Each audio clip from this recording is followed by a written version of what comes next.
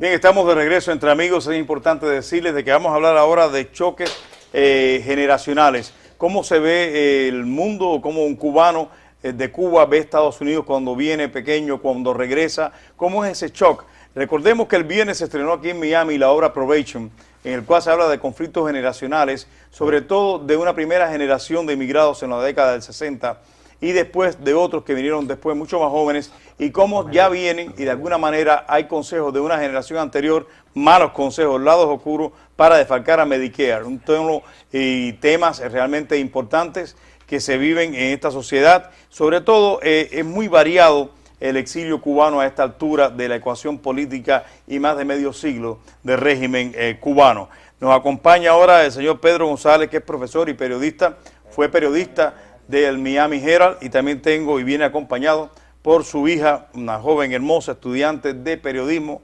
Amelia González. Precisamente, buenos días a los dos, a padre, a la hija, hablar de ese shock cultural. O sea, en el caso, no importa para ti también, porque además eres profesor, pero tú cuando llegaste a este país siendo niña, o sea, de lo que viste, cómo ha ido, y tengo entendido que fuiste a Cuba, ¿cómo se ve, cómo percibes las cosas? Muy diferente de niña. Cuando uno es niña no se da cuenta de los trabajos que pasan los padres, porque los trabajos que pasan los niñas son muy mínimos. Ir a la escuela, caminando, sudando, pero todo los trabajos que pasan los padres para darle todo a los hijos. Ahora, por ejemplo, y este caso, tú viniste en el 94 en esa gran ola de Mariel, que fue además... de los balseros de Guantánamo. De los balseros de Guantánamo. Bueno, Mariel fue otra gran ola, pero sí, en el 80. Pero vinieron en barquito, yo vine remando. No, ustedes vinieron remando. El choque cultural, siempre se habla del conflicto generacional. Yo hablé de una obra de teatro que empezó el viernes en la US One y la 1, en la US One y la 57, que deben verla, sobre aconsejo. Ese choque cultural, tú como profesor, que tienes que ver todos los días a los estudiantes, pasaste ese proceso, viviste en Cuba, has vivido en California, ahora vives en Miami. ¿Cómo tú ves todo esto y ves a tu hija evolucionando en todo ese marco? Bueno, yo recuerdo cuando mi hija llegó, en primer lugar en Cuba los niños están acostumbrados a jugar en la calle, el día entero en la calle. Recuérdate que en la casa no hay el fresco del aire acondicionado, en la casa no hay 50 canales de televisión, en la casa no hay los jueguitos de Atari, como le decían en Cuba, no hay los PlayStation. Entonces se juega siempre en la calle. Cuando llegas a Estados Unidos, vivíamos en Downey, California, ella no sabía el idioma, nuestro hijo, el hermano de ella tampoco sabía el idioma. Llegan a la casa, se encuentran que es muy cómodo estar en la casa, pero extrañan la calle, extrañan el jugar con los amiguitos. Es un choque muy grande. Es un choque muy grande, especialmente el inglés. No saber el idioma. ¿Cómo lo aprendiste? ¿Por las clases de tu padre o porque te involucraste más con la televisión? Tenemos cuentos de eso. Tenemos muchos cuentos. Sí, porque yo lo voy a hacer un cuento a ustedes. Yo una vez me perdí en Hackensack, New Jersey. Hace muchos años de eso. Y yo me encontré un policía. El policía, dije, mi salvación. Pero estaba cayendo nieve. Y yo dije, police, allá perdí. Eso para que ustedes vean, más o menos que puede haber un problema el idioma es importante, claro, que muchas veces, ¿ves? Es muy importante, especialmente como niño, para comunicarse. Pero perdiste bien dicho en inglés. No, I'm lost. Pero yo hablo inglés, yo era profesor de inglés en Cuba. No, esa es una ventaja siempre. Ellas llegaron ya en las vacaciones, tenían 2 meses para aprender un poquito de inglés. Y yo le caí a ella, salíamos por la calle, dile que te haga los cuentos. Realmente yo aprendí inglés gracias a mi papá. En la escuela yo tuve una clase que era solamente inglés, mi profesora era una americana y mi papá fue el que me enseñó todos los días. Yo los puse en el proceso que en inglés le dicen swim or sink, o nadas o te ahogas. Exacto, no, y de alguna manera lo que sí está claro aquí, me van a dar la razón los dos, la importancia de ser bilingüe, dominar 2 idiomas. Sin duda, sin duda. Eso, tengo llamadas telefónicas, me gustaría abrirlas a ver la persona que tiene que preguntar o decir. Muy buenos días, está en el aire, por favor, adelante. Aló. Buenos días. Buenos días. Adelante, Buenos días, Jorge. Oye, me voy a apartar un poquito del tema que estás hablando, porque a nadie toca este punto que yo te voy a tocar, y te lo voy a tocar en unos segundos nada más, para que se lo recuerde a la gente, porque aquí parece que todo el mundo nació después de los años 70. Me voy a referir a Venezuela, pero una cosa rápida. Los venezolanos están erráticos completamente si los cubanos no los informan y no los advierten. No, gracias. De todos modos, ya con respecto a Venezuela, yo creo que se ha hablado demasiado en este aspecto. son años en los que están navegando con Hugo Chávez en ese mar de la felicidad. Este mar se está encrespando cada día más ideológicamente y ya estamos viendo ya todo lo que no queremos ahora en este momento, con respeto a mis invitados, a seguir hablando. Sí. Estamos hablando de la realidad. Hemos escapado de una realidad brutalmente extraña, opresiva, y tenemos una joven que está estudiando periodismo, porque estás estudiando periodismo. Eso es importante también. ¿Cómo es ese proceso de estudiar periodismo acá y el enfoque también? ¿Cómo es? Creo que es muy importante en periodismo saber de todo, y ir a Cuba de adulta me ayuda porque... Cuando llegaste a Cuba, ya siendo adulta, viniendo de pequeña, cuéntame, sinceramente, o sea, ¿cómo recibiste aquella realidad? En tu mente habían cosas pasando que obviamente no se pueden estar hablando, ¿no? Pero ¿cómo fue eso? Es muy triste porque yo no voy de turista, yo voy a estar con mi familia. Entonces yo no me quedo en un hotel cogiendo aire acondicionado, yo vivo como si yo viviera en Cuba. Por esos días que yo voy, yo vivo como si yo viviera en Cuba. Se me va el agua, se me va la luz, tengo que montarme en guagua para ir a salir del pueblo. Yo vivo como si yo viviera ahí y no tengo la experiencia de turista, ni rento carro, ni nada. Pero además es muy interesante algo que ella me contaba, y yo creo que estudiando periodismo ella tuvo la oportunidad de ver las noticias de Cuba y ver el enfoque que todo es de un solo partido, todo es de que todo va bien. Y no hay Y comerciales. no hay comerciales, pero además todo va bien en el noticiero y en la realidad todo va mal. Entonces es un contraste y ella se queda fría, Yo me criada quedo aquí, fría. de que no se puede criticar al gobierno, no hay un análisis que sea un poquito contrario, la mesa redonda que ella la vio. Yo estudio mucho la propaganda, y la propaganda en Cuba me he dado cuenta ahora que la propaganda política es solo, obviamente, de Castro. No, yo me imagino que aparte de que, además lo viste ahora, pero es un fenómeno de más de medio siglo ya, es importante como periodista en tu formación, porque ser objetivo se habla muy fácil, señores, cuando hay estas situaciones así tan marcadas, hay que sopesar las cosas, pero a veces lo que no puede hacer un periodista es de alguna manera defender lo que es moralmente incorrecto, y no porque un periodista es abogado, que conste que no lo somos, No lo somos. pero es que a veces que es inevitable hablar de las realidades. O sea, te diste cuenta que importante es el balance, por lo menos para que las personas tengan diferentes puntos de vista. Exactamente. Estuviste inmersa en esa visita, que lo más lindo que tuviste fue la familia en ese momento, pero cuando tuviste que ver aquella barbaridad era mejor no tener televisor. La barbaridad más grande que vi fue fin de año, que pasé fin de año ahí, a las 12 de la noche, el 31 de diciembre, que ya fue el 1 de enero. No se celebra el año nuevo, lo que celebra es otro año de la revolución. Un año más de la Un revolución. año. Y Exacto. eso me quedé fría. No, pero eso lo han pasado mucha gente, inclusive aquí, a veces a nivel de noticioso, nosotros los periodistas tenemos que remarcar un año más. El año nuevo en Cuba lo recibieron de tal manera, porque siempre es diferente, porque ese es el problema de los regímenes totalitarios, cambian el curso de la historia, desvirtúan las verdades, son revisionistas por excelencia. Lo importante deja de ser importante, para ellos lo importante es lo de ellos, lo demás pasa a un segundo y quizás a un tercer plano. Ellos no les importa, o sea, que es el año nuevo y que las personas quieren celebrar el año. Ellos no les gustaba, durante prácticamente 40 años dejaron de celebrar la Nochebuena, una tradición tan cubana. No fue hasta el año 98 que fue el Papa Juan Pablo II a Cuba que se volvió a permitir que se celebrara la Nochebuena. Exacto. Pedro, actualmente tú eres maestro de escuelas y tú tienes una gran misión también, porque ser profesor no es fácil, en el mejor sentido de la palabra, porque tienes que lidiar con niños de diferentes tendencias, diferentes fondos familiares. Hay un tema que ella mencionaba y que está relacionado con las escuelas. Yo no trabajo con los niños recién llegados, yo trabajo con los muchachos, le dicen regular English, los que se criaron aquí. Pero sí, muchos maestros se quejan de que los muchachos vienen de Cuba hoy en día y dicen, no, yo viví bien en Cuba, yo no tenía problemas, mi papá era maceta, yo comía bien. Y a veces los maestros que saben la realidad de Cuba se indignan. Y yo le digo, mira, tienes que explicarle, pero no puedes indignarte, porque ese muchacho, como dijo ella, no sabe el trabajo que pasaba el padre. Yo en Cuba hacía mucho negocio, pero yo le digo a ella, todos los días me la estaba jugando que me parara la policía con un cargamento de queso, con un cargamento de leche en polvo, con un cargamento de huevos, con cualquier cosa, era ilegal. En Cuba te cogía la policía con leche en polvo, era lo mismo que si te cogen aquí con cocaína. Exacto, no, esa es la realidad, pero de todos modos es que estamos hablando de la cosa, tú tienes alumnos que ya son nacidos o formados Más bien, aquí. sí, criado aquí, pero paso por las aulas de ellos, tengo amigos maestros que trabajan con los recién llegados y a veces, te repito, los maestros se indignan porque ven la actitud de ellos, a veces ni están contentos aquí, claro, porque no socializan como socializaban en Cuba y entonces se sienten un poco indignados, les gusta mucho ir a Cuba Y claro, van a Cuba con dólares. Cuando un muchachito va a Cuba, todas las muchachitas quieren ser Pero ahí novias está de la él. base familiar. Yo insisto que eso tiene mucho que ver con la familia, porque por ejemplo, la hija suya, y no porque sea mejor que nadie, pero obviamente fue a ver a su familia. Y no estuvo en otro plano, ¿no? Exactamente. Pero hay muchos muchachos realmente que vienen, no engreídos, tienen la facilidad de llegar, de ajustarse políticamente, a diferencia de tantos jovencitos de otros países.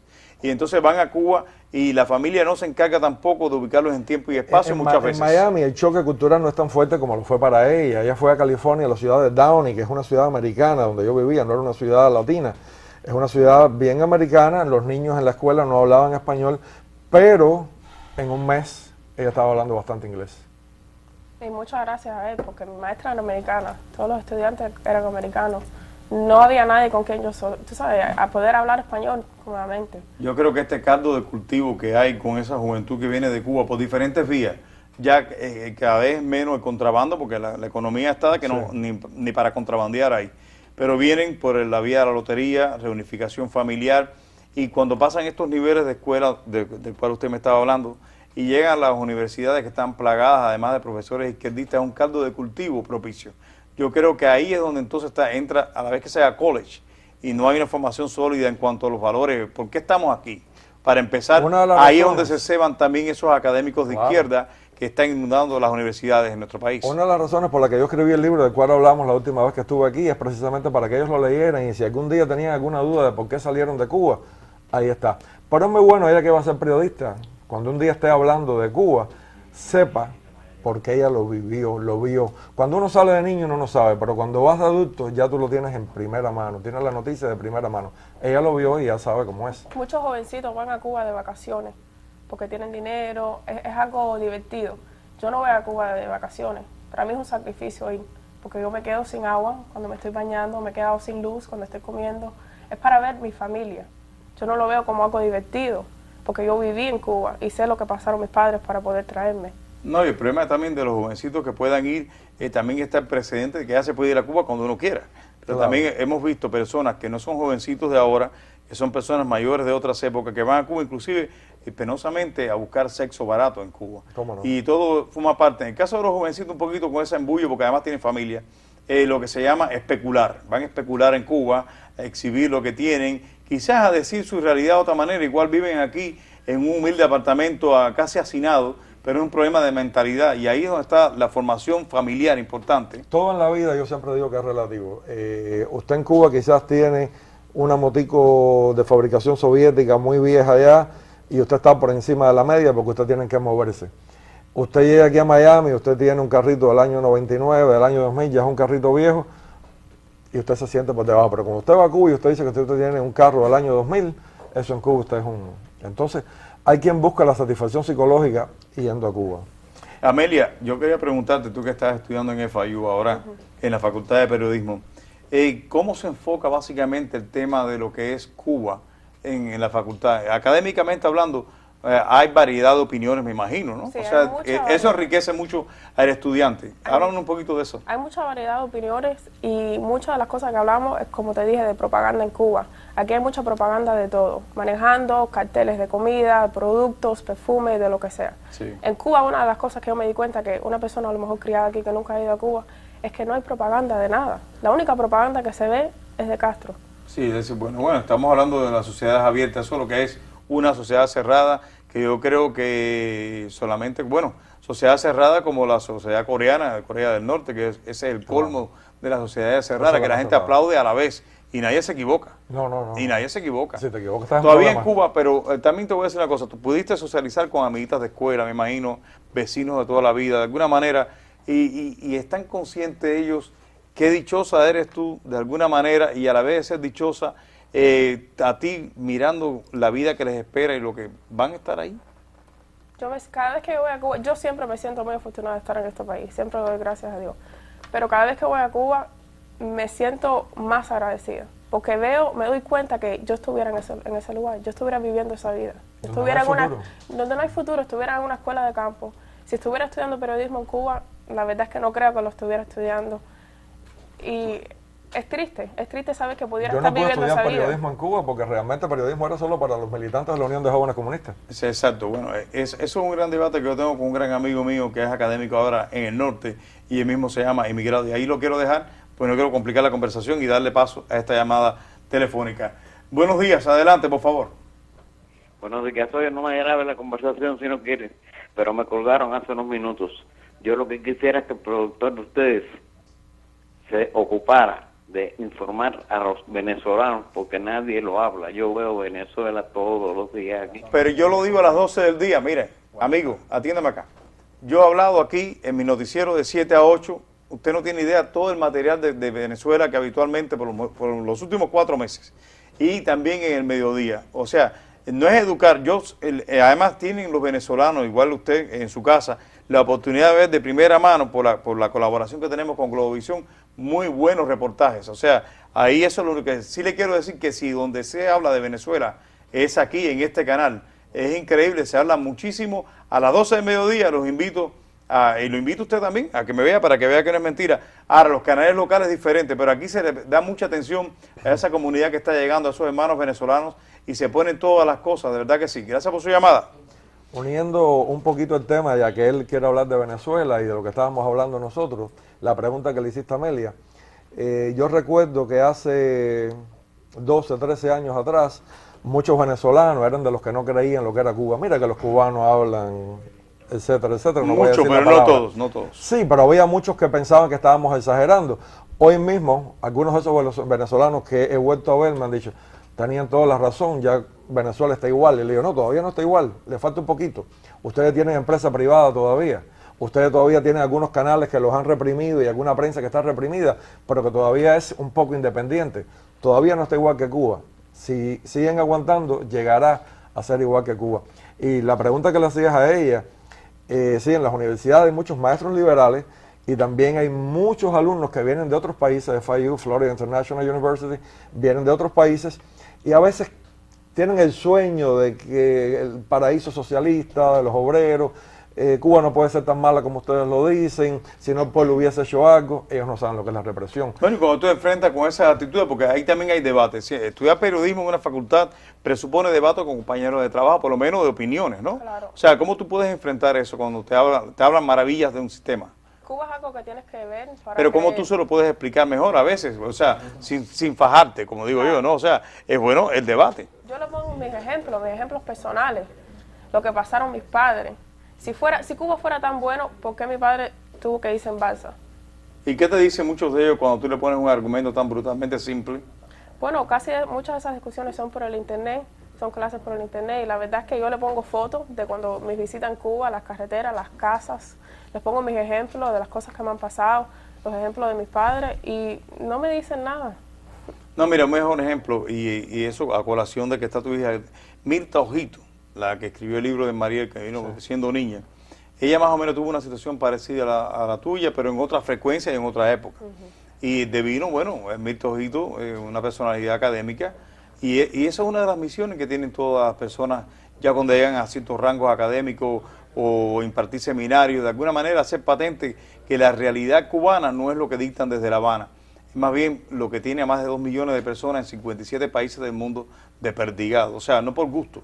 Estoy yo sentado aquí en Miami, tú me estás hablando de un viaje a Cuba, yo te digo que yo no puedo ir porque soy periodista, y tú me dices la situación que pasaste y cómo tuviste que salir de Cuba. O sea, que las personas latinoamericanas... ¿Cómo puedo ir? Yo le digo, ¿qué libertad en un país donde tú para regresar a tu país necesitas pedir una visa? No, pero es que hay muchas personas que no entienden eso, pero es bueno que lo entiendan también, porque por algo estamos aquí, por algo estamos aquí. Yo no fui guerrillero de la Sierra Maestra, que conste, ¿eh? Buenos días, está en el aire, por favor.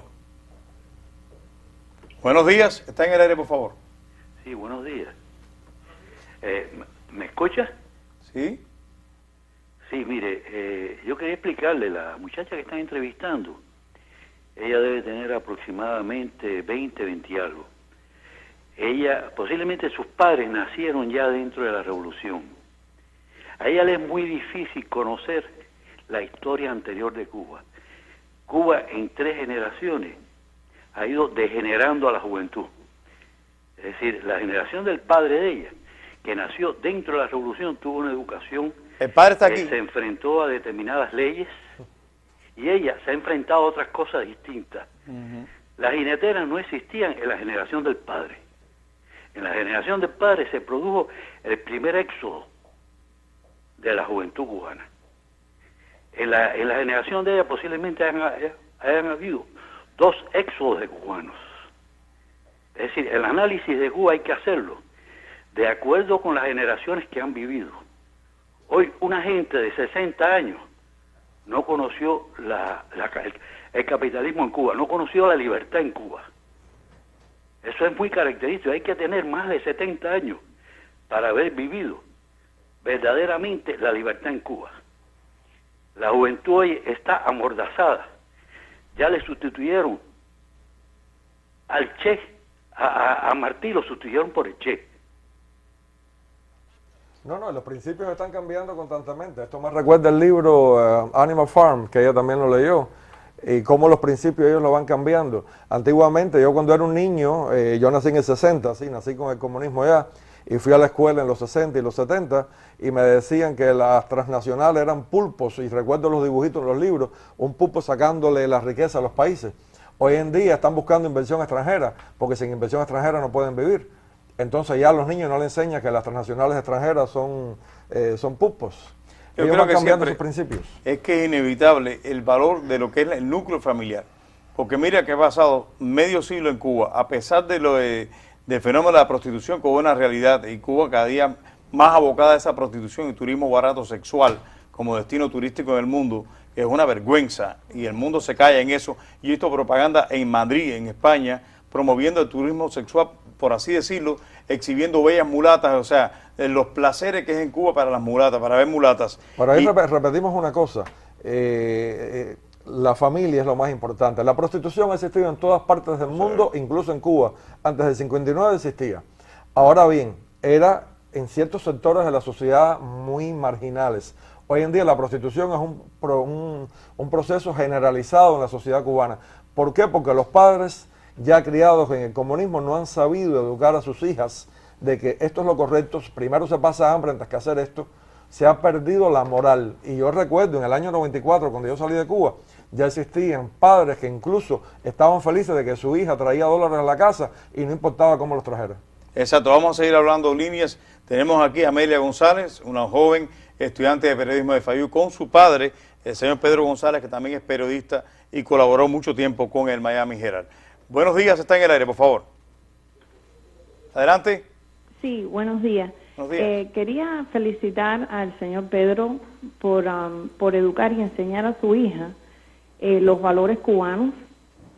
Yo tanto como Amelia llegué a los Estados Unidos muy de niña, y eso es una educación que los padres le deben enseñar a sus hijos, como cubanos que todos somos, y la educación que lo que es ser cubano en los Estados Unidos. Gracias por su llamada. Yo creo que los cubanos hemos sido bastante, nos hemos puesto mucho para eso. Nosotros vivimos en California y ella recuerda que los niños chicanos de primera y segunda generación, hijos de mexicanos, realmente no hablaban español y no querían hablar español, ¿no es así? Porque es un proceso también de muchos años y de mucho complejo hacia la etnia chicana como tal. Han sido muy pisados en este país por años. Igual que, bueno, ese es el fenómeno que se encuentra también en San Antonio, Texas.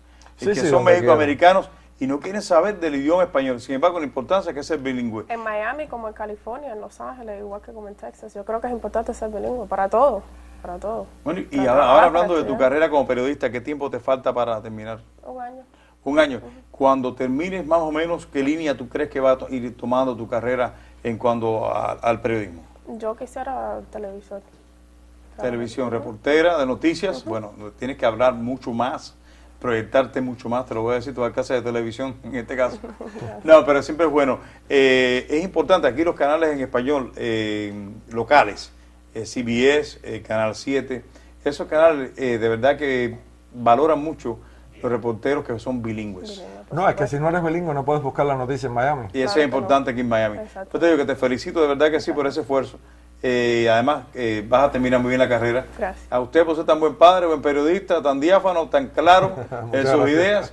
y además por hablar tan buen inglés desde Cuba. Sí, o sea, sí, que hay sí. que decirte que usted es un gusano de los buenos de verdad. Gusano desde el Yo principio. pensé que yo era el peor gusano. No, Oh, no, ahí en Bauta tiene competencia. Ella conoce a todos mis amigos. No, que todos la éramos- risa es que, como decían en Cuba, los gusanos al final somos los grandes mariposas cuando llegamos a Cuba, y eso para orgullo de los que están ahí, que nos ven y los ven ustedes, es un ejemplo a seguir. Cada viaje, yo creo que no hay viaje a Cuba conflictivo. No, aunque se vayan a especular, aunque haya, la mayoría es esto, es pueblo, es gente que va a ver a su familia. Yo creo que de alguna manera ese es el contacto que hace falta, porque ahí donde está la diferencia.